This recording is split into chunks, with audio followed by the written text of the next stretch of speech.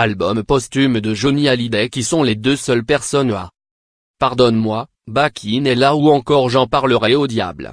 Voilà quelques-uns des titres que l'on pourrait écouter dans le dernier album de Johnny Hallyday. Le rocker a enregistré son dernier opus avant sa mort, alors qu'il était atteint d'un cancer du poumon. Des chansons interprétées parfois dans la douleur, après son hospitalisation en novembre dernier, du matériel d'enregistrement avait été aménagé dans sa chambre. Il est mort le 5 décembre dernier, sans avoir pu terminer son album. Le taulier a laissé 10 titres, une ébauche d'opus que seuls 2 chanceux ont alors eu le privilège d'écouter en intégralité.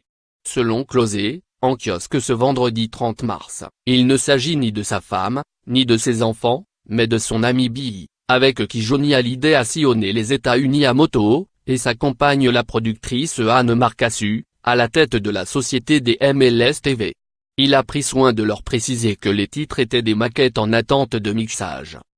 Après la mort du taulier, ses équipes ont pris le relais pour peaufiner les titres de cet album posthume en vue d'une sortie prochaine, nommant Yarol Poupeau, Maxime Nuxi et Laetitia Hallyday, son épouse et sa directrice artistique.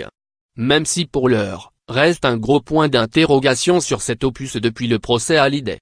Les aînés de Johnny, David Hallyday et Laura Smith, demandent en effet, devant la justice, un droit de regard sur ces chansons, ainsi qu'un gel des avoirs de leur père.